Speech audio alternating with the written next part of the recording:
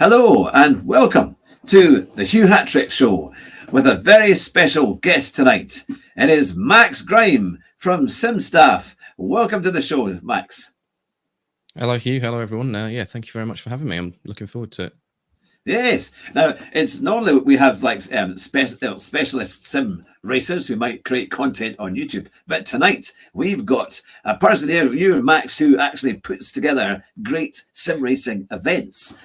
So we're very excited to hear all the kind of events that you've been working on, and how you got started, and what's maybe coming in the future. And for budding kind of sim racers or people who like to get into the sim industry, perhaps you could give us some advice as to how to do that, and things like that. So tell me, what's been the highlight of the last 12 months for you? Yeah, so obviously we had a lot of events at SimStaff. So we run events. We do a lot of staffing for things across the country, and indeed the world. But yeah, the last 12 months has been a pretty special one for us. We grew a lot as a business. Sort of one of the main ones we had, which people may have seen, is we did a project with BBC Children in Need, which was called Game On, where basically we had two racing simulators, two F1 sims that went up and down the country. So we started at Silverstone, then we went to Goodwood, and then we went to a few different other events. So we went to Carfest as well. And then after that, we went on a tour of some shopping centres basically around the country. All of this was to sort of raise awareness for children in need in general, as well as raise a bit of money and all that sort of stuff. So part of what Children in Need wanted to do this year or last year, and I think continuing into this year, is they wanted to attract younger people again. Because I know for me, when I was growing up, I'd always watch Children in Need with my parents and things like that. Yeah. But with the rise of Netflix and digital media and all this sort of stuff, I think they've lost that a little bit. So they wanted to attract a younger audience by doing more gaming. So they did one of the aspects of it, which we did, was the Formula One racing sims. So we set up a sim and we basically said to people, sign up and you could be in with a chance to be on the live show that they did for Children in Need on the BBC at the end of the year. And that's huge. That's a massive show.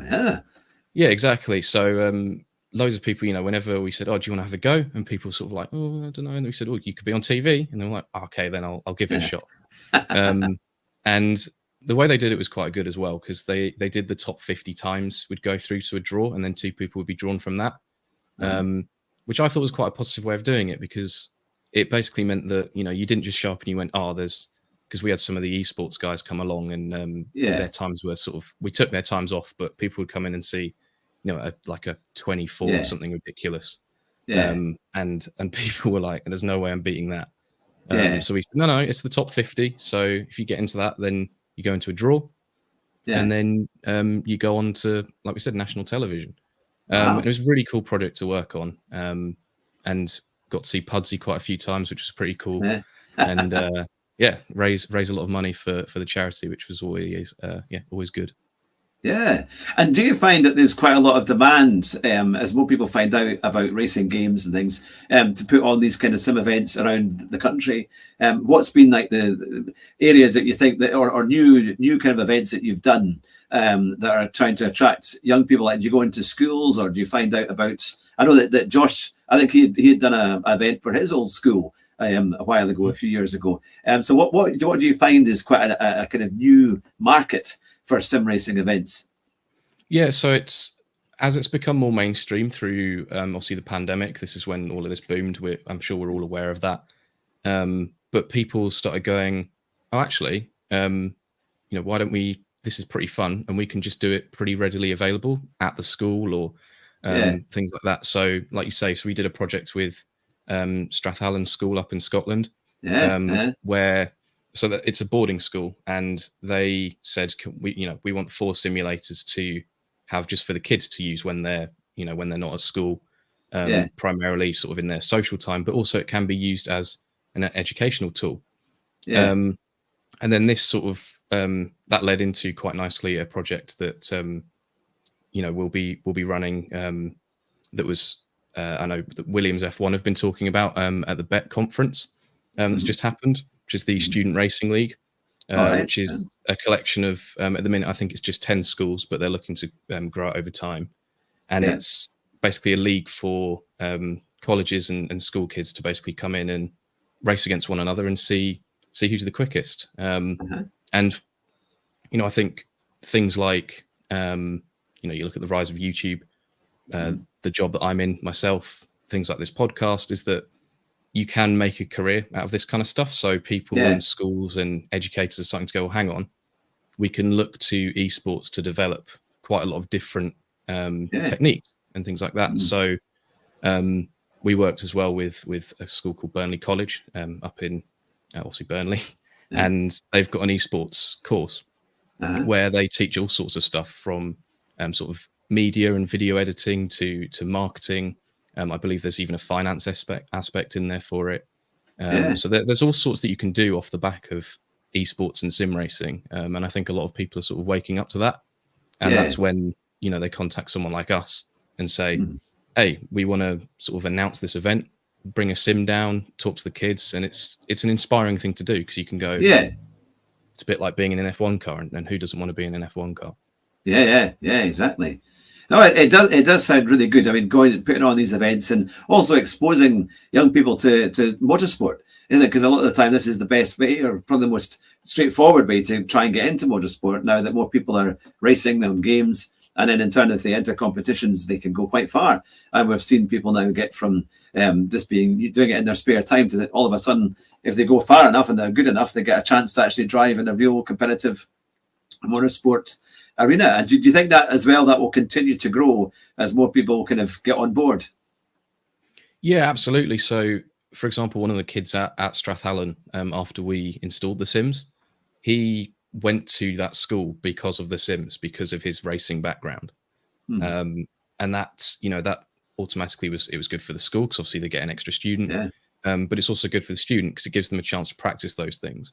And I think with the growing cost of junior racing in general, that's when you start to bring in, if you can replicate real world racing on the sim as much as possible, a sim might cost, we're talking a top quality sim, sort of 3, 4, 5 grand. Compare that to sort of a track day, which will cost you, $2 grand a day. So it gives you a good chance. And I think it was, I think it's a couple of the NASCAR drivers. It might even be William Byron and Chase Elliott. It might just be Byron. I can't remember off the top of my head, but they started their career through iRacing. So they were getting on the sim at home, showing what they could do, rather than taking sort of the traditional route up through the ladder. And you see, quick guys like obviously James Baldwin has had a decent sort of stint in GT3s.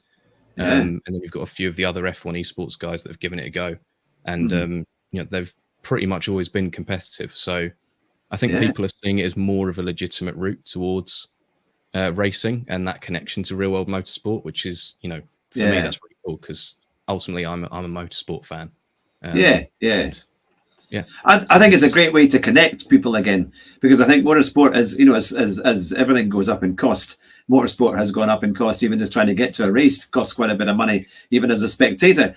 So to be able, I think this is the great thing that with simulators, it is the connection, where you can have a go and be in it. I mean, I know so many people who absolutely love ACC. They'll play Assetto Corsa Competizione every week, for 2-3 nights a week, and it's become their life. It's become their kind of their big hobby, and they just really enjoy it. So it is a great thing, and I think you can learn so much, especially with setups and race strategy, all these kind of things. I think it's a wonderful opening to be able to do that. But how did you ever think when you were at school that you would end up in this kind of sim racing motorsport environment?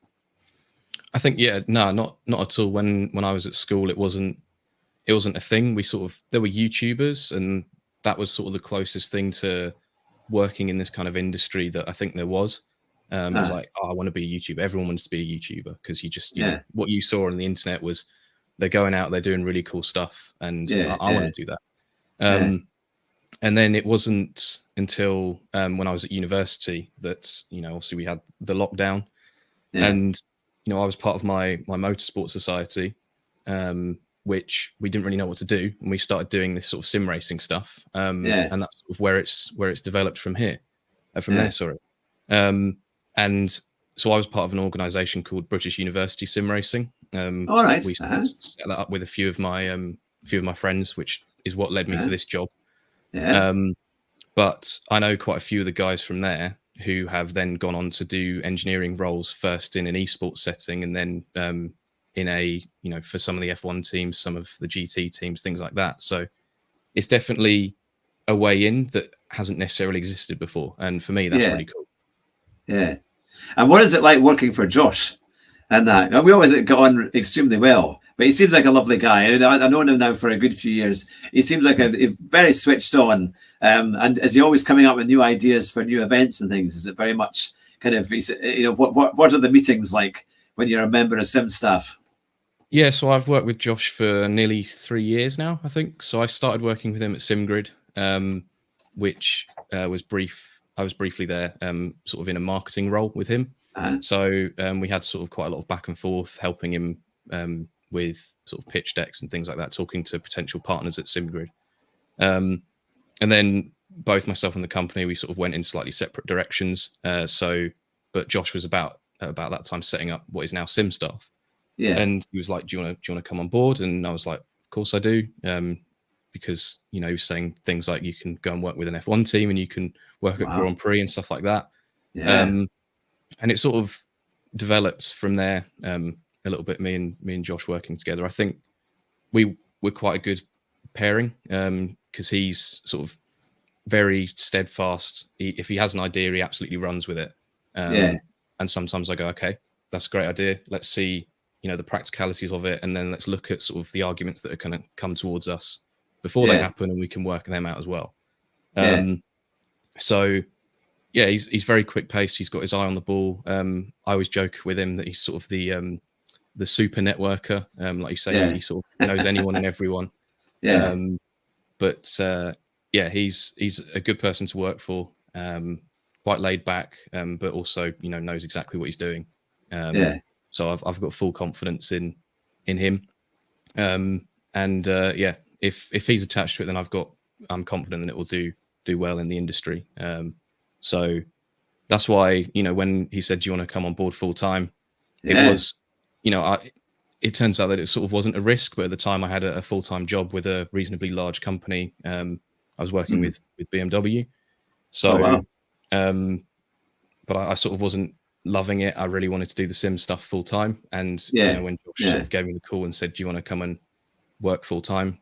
Like I said, it in theory or written down on paper, it was a risk, but I was like, I've got confidence in this guy. I've got confidence in the company. That's how it's sort of developed over the last sort of 8 months or so, which is, I'm happy that I've done it now. And now we're sort of in the flow of things. It definitely feels right.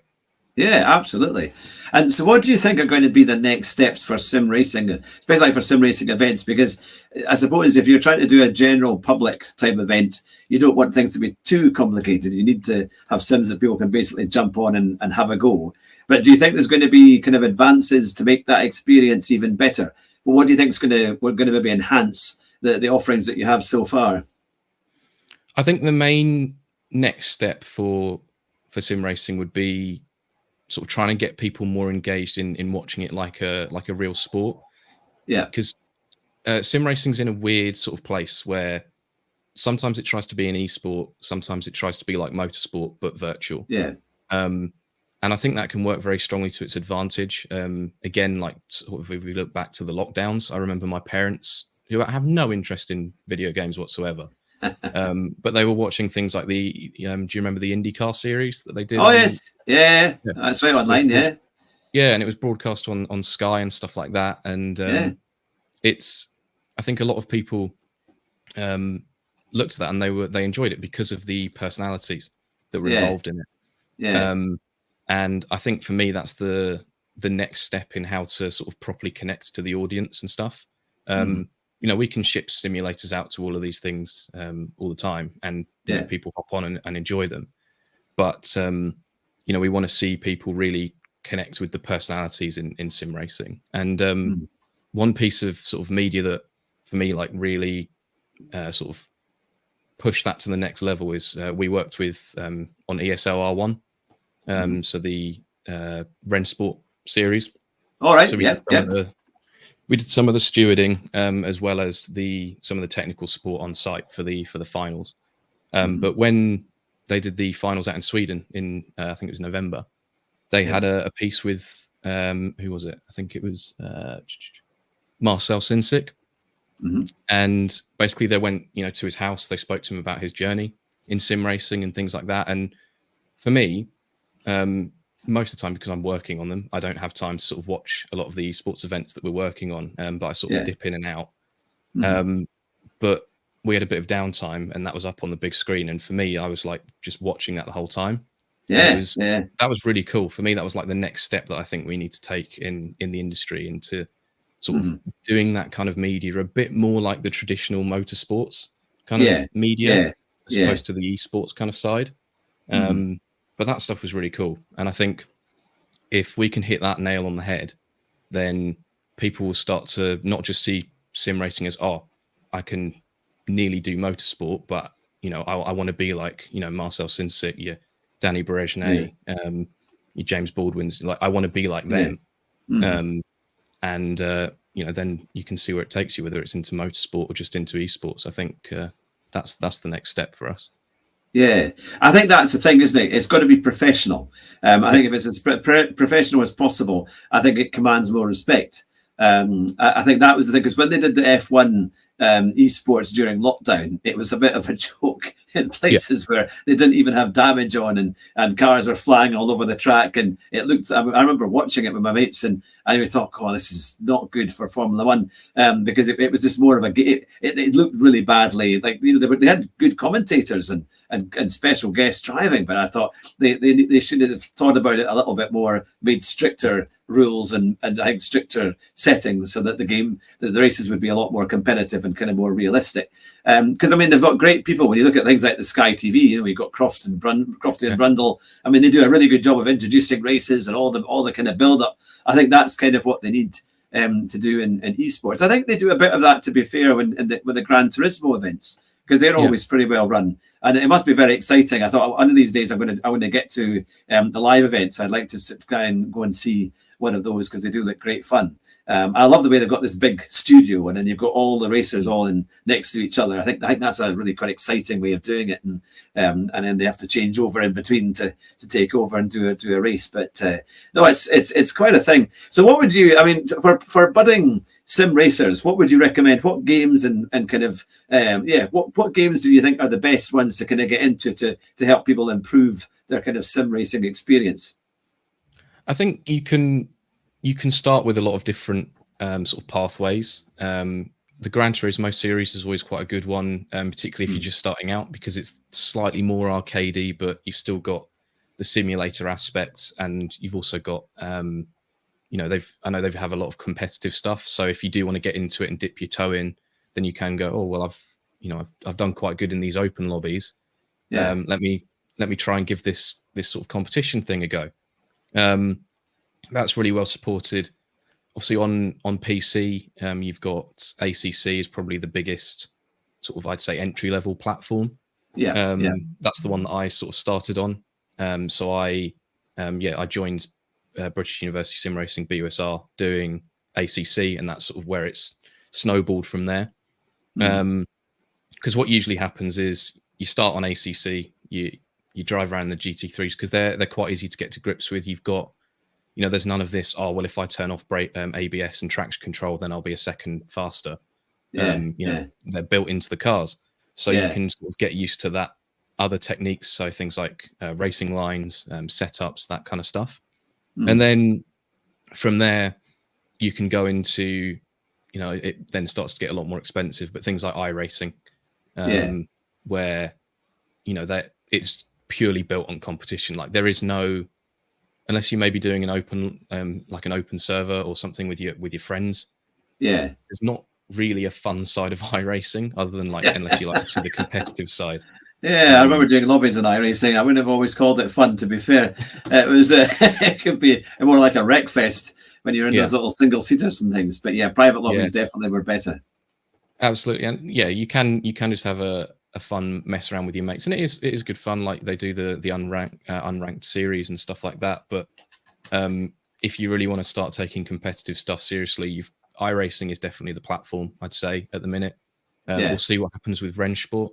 Obviously, that's not released to the public yet, but you know, in doing the stuff with ESL, we've had a chance to give it a go, and it does seem fun. And I think they are tackling the esports in the right way with things. So like the app is a really good companion they've got. Where you can collect like things like driver cards and stuff like that, and that's, to me, that's really cool. And part of sort of what I was saying earlier about making it more of an event. So I'm hoping they have a positive year. I know they had a bit of a rocky one at the end, particularly in the second half of last year. But you know, for me, it's only a good thing if we have more sort of simulators on that level that are available. Yeah. Because Rennsport, there was a lot of news about Rennsport at the end of last year, wasn't it? Or in terms of they made a new, it was almost like they really improved their platform. They was like a huge overhaul basically of what they were doing and trying to get out there. So I take it, it's like a sim racing platform that eventually people will be able to play on, in effect, or take part in.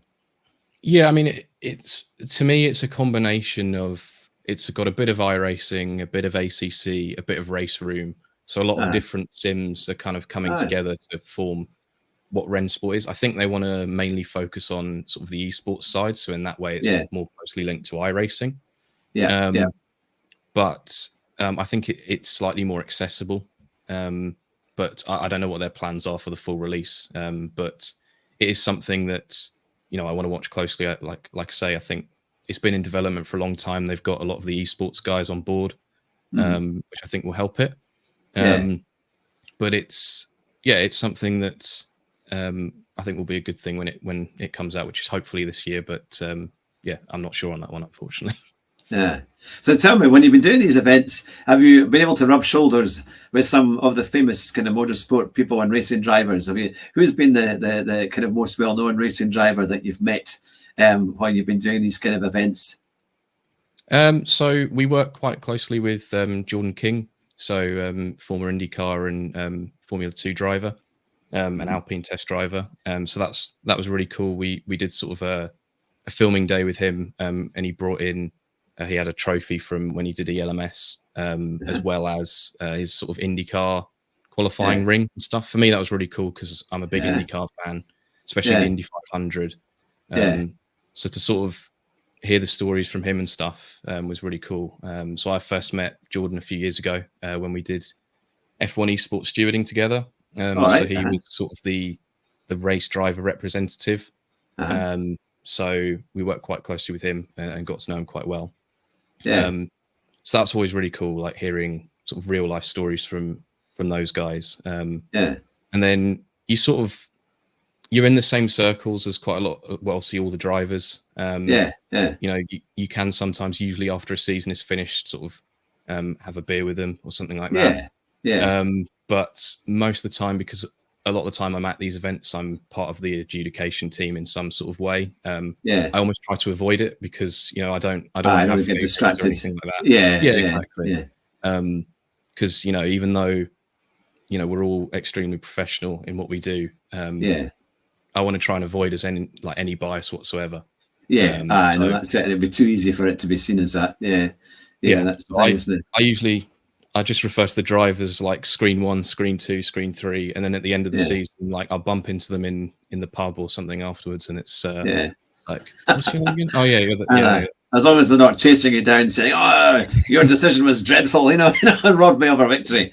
But never had that, thankfully. We had actually one series a couple of years ago in a different series that we were doing, where, you know, we thought the team were going to be like fuming with us because we'd given their driver a penalty. It was deserved as far as we were concerned, because they took another driver out, but they weren't very happy with us at the time. But then afterwards they were like, "Oh, can we buy you a drink?" And we were like, "Yeah, all right then. What are you going to put in it?" But get somebody else to taste it first. Yeah, absolutely. You know? So that's the thing. We can all park it after the competition. It's not just the drivers and the teams like with one another that sort of, you know, hug and make up at the end of the season. It's, you know, we've had a fair few battles in voice chats with some of the drivers and the team managers, but at the end of the season, we're all doing the same thing together, and it's just a nice thing to be a part of. Yeah. It's amazing how you see the kind of motorsport kind of environment expand, isn't it? Because you've got your real kind of your big events that obviously people go and travel to a company like the Blancpain Championship or whatever it might be, a GT3 or something. And then you've got these huge esport events. And I remember speaking to Josh a while ago, and I think it was at Monza. I think it was for either the Blancpain Championship, but they had a whole simulator event set up at the actual race. So people who were watching it could come along and I think it was a specified people who were actually taking part, but they may have had times as well where I think other people would come in and have a go, and it looked amazing because I think it was actually in the pit lane, because I don't think they were using all the pits, and so they'd made this site for them, and it looked amazing because I think that's the best thing you can do, because if you're waiting in between races at a big event like that, you've got a bit of time, and then you're actually able to go along and get into a sim rig. I mean, that just makes you day, because you're able to have a go and kind of and pretend that you're actually in it. You know, it adds to the experience. Do you think that's going to be a bigger part of motorsport events as things go on? Yeah, I think it's growing. You know, each time I've been to events over the years, so I've been to quite a few at Brands Hatch over the years from varying sizes. And it sort of started. I think I went to the DTM in 2013 was the first race that I'd been to, and there were some simulators there, but they were like at Brands Hatch. They were in sort of a separate room that they have at the circuit, which I know they run sort of on basically constantly. But there was no one really had like a sim or anything like that. You fast forward to like Goodwood, for example, this year, and we had 6 simulators there. We were with EA in the F1 game. But like you walked around the sort of paddock area, or not the paddock area, like the you know, where they've got like the stands. Oh yeah. Sort of, it's a great event. Yeah, like so you've got Hyundai, BMW, Ford, all of the manufacturers there, and I would say probably 70% of them had some form of simulator there. Whether it be a sim or some of them had like pit stop challenges. I think Pirelli had like a pit stop challenge thing. But I think they're starting to realize that these events, people don't just want to walk around and look at stuff. They want to give something a go. And it's quite expensive to put some random in a Ford GT, but you know, you can sort of let them feel that, you know, get the feeling of being behind the wheel of one of these things, in one of these simulators. And then, you know, what will happen there is, you know, you could have someone go, do you know what? I really enjoyed that experience. I might buy a Ford car, for example, which is, you know, it does sound like a stretch, but it's those sort of experiences that matter. And I think people are starting to value a bit more, like from a marketing perspective. So rather than your sort of hard and fast, you know, we've paid for this advertisement in a newspaper and we've got 15 people from it or something like that. Now you're getting people who, you know, they walk into a showroom, they go, you know, I gave this a go at Goodwood. I want to try out one of the real cars. And you also get the effect of like social media and stuff like that. Everyone wants to, you know, there's a sort of a, what's it called? Like the social media economy almost of, you know, I've had an experience, let me post it on Instagram. And then people go, oh, that's kind of cool. I want to go and do that. That seems like a fun brand. You're seeing more and more of these brands like bring these sims along. And obviously for us, that's a positive. But it also gets more people interested in the sort of industry and stuff. You know, I wouldn't be interested in sim racing and sort of I wouldn't have a wheel if I couldn't try it at one of these events. So I think the first time I tried it was, like I said, at that DTM 2013 event. First time I raced with a wheel, and I was like, do you know what? I want a wheel at home. So I went home, I bought one, and now we're here down a slightly expensive money pit, but it's got me a job. So it doesn't get any cheaper, does it? That's the thing. It's always there's always something new that definitely paid for itself in the long run. But I think it's a useful marketing tool that a lot of people are starting to realize, particularly in the last sort of 12, 24 months. I remember that I was in, we went to Goodwood a few times, and I think the last time was 2018, and BMW had simulators there. And I think it was like BMW M2s or something similar like that. And you had to race around Silverstone. and they had about 4 of them. They were quite basic setups, but it was quite fun though, because it was at least the cars that represented the stand, you know. So you had to drive along and you had to get a really good time, but you had to drive through all the traffic as well. So it was quite tricky. But no, there were lots of good fans. And Gran Turismo, I'm sure they had Gran Turismo simulators there as well that you could have a go on. And I remember Mercedes, they had a race simulator. So no, it is pretty good, and it does because when people want to go to things like that, they do want to have an experience. So if you can actually have a race and have a go, you feel so much better. But I remember the early times, I think it must have been 2013 or 2014. I'm sure Race Room, they had a kind of mobile unit that had all the race simulators. They had a motion one, and then they had standard ones, and you could have a go for a $5 or something and take part in an event. So it's really good. So you must be quite positive about the future then, for your environment and for kind of esports. Because for people watching who might be interested in joining, Sim Staff or looking, what would they do if they were interested in taking part in more sim racing or putting on events? What would they do to get in touch with you? Yeah, so we're always looking for new people. One of the things that we've sort of based the company off of the whole time is that, we want it to be run by sim racers. You can get anyone to be a technician, but you can't necessarily get them to be a simulator technician. And obviously that one, you get a better knowledge base for specific hardware. So things like obviously Fanatec, Thrustmaster, even Logitech, things like that.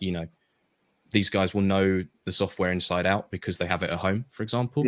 But also, you're more passionate about the product, and that comes across in the event delivery. So one of the things we pride ourselves on is, our guys become like an ambassador for your brand.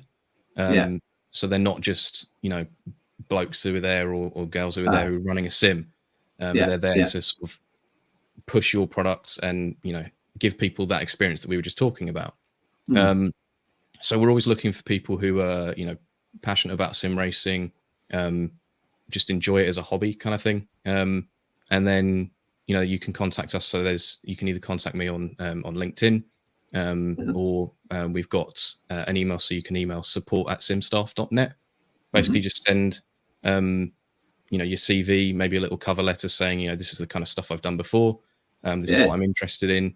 Because we want to hear stories about why you enjoy sim racing and stuff like that, because a lot of the reason why I like the way we do how we run our company is we give people a chance that wouldn't necessarily have it like normally. Because you look at your traditional jobs, let's say it mirrors, we'll use a motorsport example. It's a bit extreme, but if a team is hiring for a mechanic, they're like, you need to have X amount of years experience, you need to have this degree, you need to have this qualification, blah, blah, blah.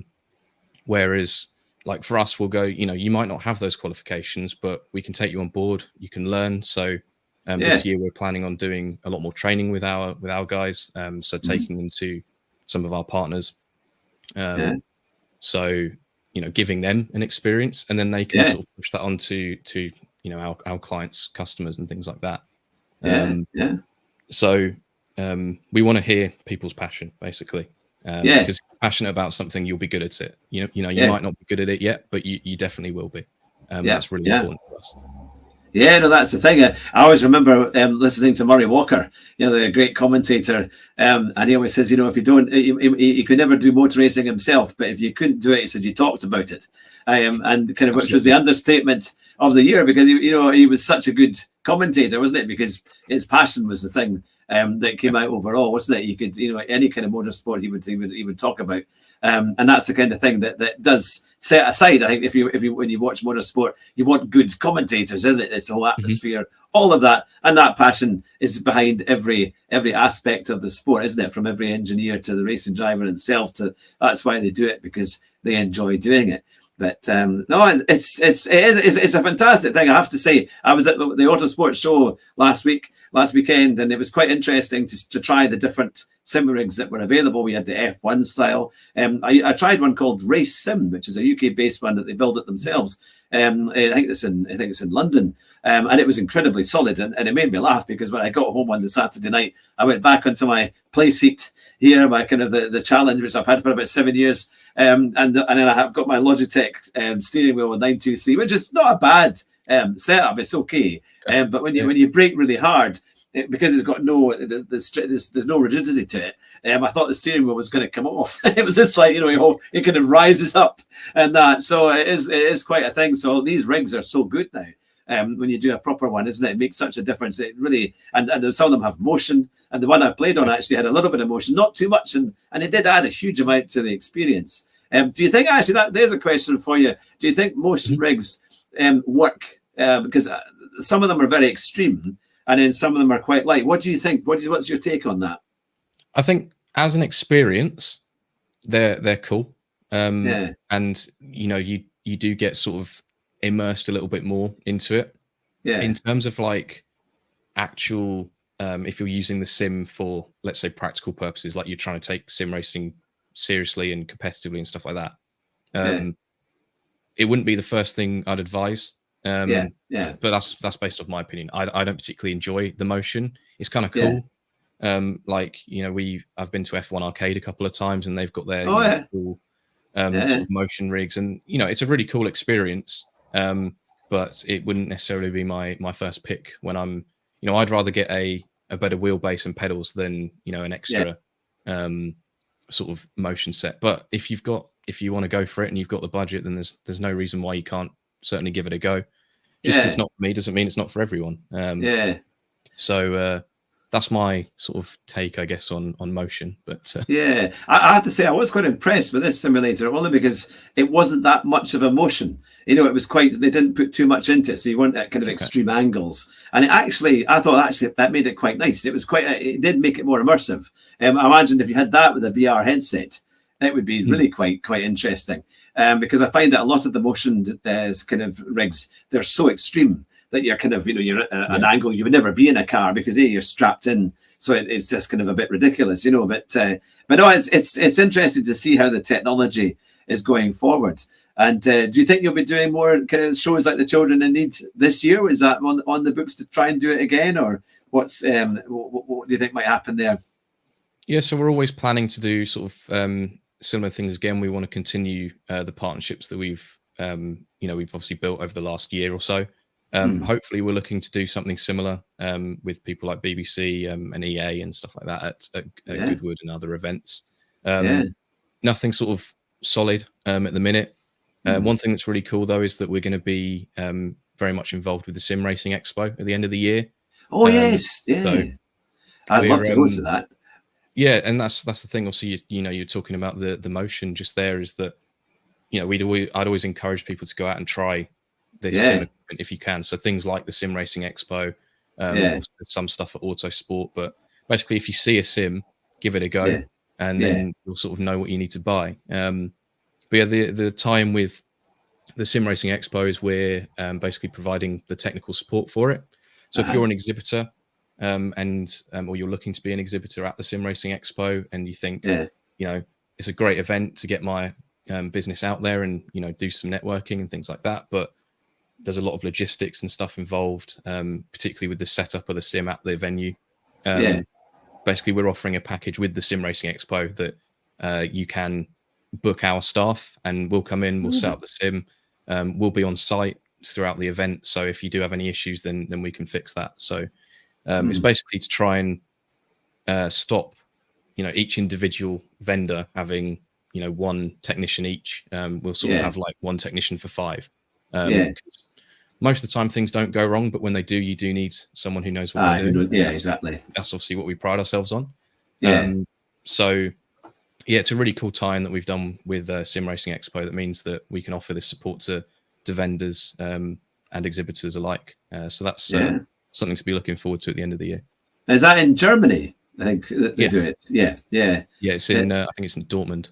I was looking on the internet because I was trying to get there last year, but I'd definitely like to go. I think is it October time October, Yeah, November time. October, November. I can't remember off the top of my head. 'Cause Yeah, it's quite far down the line at the minute. yeah, But yeah, I think yeah, it's definitely something I'd recommend going to, especially if you want to try out different sim kit, because yeah, all of the sort of, not even just all the major guys are there, but some of the slightly smaller up and coming ones. So yeah. we do quite a lot of work with Acetec, for example. Oh yeah, So yeah, you go to most of these venues and people are using Fanatec, Thrustmaster, Logitech. So you don't get a chance to try, these slightly smaller brands like sort of Simicube, Cube Controls, Acetec, yeah. kind of guys. So it gives you a perfect chance to sort of give it a go, and you might go, actually, I quite like that wheel. I might save up for it, or that'll be the one I go for. So. Oh well, yeah. No, that sounds great. I have to say, obviously we can get to Goodwood this year. I've not been for a long time, and I'd love to go. And it's such a good event. And as you say, there's more simulators now than ever, and also to see the cars on the track going up the hill is always great fun. I once was able to drive up the hill. One of the years I was there, because it was Infinity. I had gone to the Infinity garage, and they were offering you a chance to go up the Goodwood Hill. If you went on the Thursday it was like at that time they had it was like the manufacturer's mile or something, or you could. It was on a Thursday, and then you could go into this shed where they had all the cars, the manufacturers, and then you just jumped in. You booked a time. It was completely free, and one of the guys went with you, and off you went up the hill. And all they did was add in a few extra chicanes so that you didn't think you were Max Verstappen heading up there, as fast as you could. But it was great because you actually got the full hill all the way up, and then you came down a different road. But it's a very special event. I think if you could get a chance to get there, it's one of the best events in the world for motorsport. But no, it's been an absolute pleasure to be able to chat with you, Max. I think that's over 40 minutes, so I won't keep you too long there. But we've had I think we've explored many of the topics of sim racing and also how people can get involved. And it's great to see. It's just so good that Britain again and you guys are able to do so much in the field and make such an impact and get people out there racing, because I think it's a great sport. I think there's huge growth potential in sim racing and motorsport, and you guys are giving it a really good professional face, which is great. People look at your events and think, yeah, that's the way they need to do it. So that's the thing. So you never know. For people watching, you could be, if ever you go to a big simulator event, it could be one of Max's events that goes on along with Josh and the others who all work for SimStaff. But it's an absolute pleasure to be with you. I'm sure you'll be very excited about the future and how things are going. But stay on the line as I close the show. But to everyone watching, you'll be watching the Hugh Hatrick show with Max Grime from SimStaff. So now you know what it takes to be a great simulator engineer and a coordinator for a big company like SimStaff. And I wish them all the best. They've done a great job so far, and I'm sure they'll do very well into the future. We'll be back on Tuesday with our race. It will be our weekly stream, and then in a week's time as well, we've got our time trial. But from us both here, you've been watching the Hugh Hatrick Show, and our famous phrase is drive fast, but drive your bus even faster. Take care, everyone. Bye just now.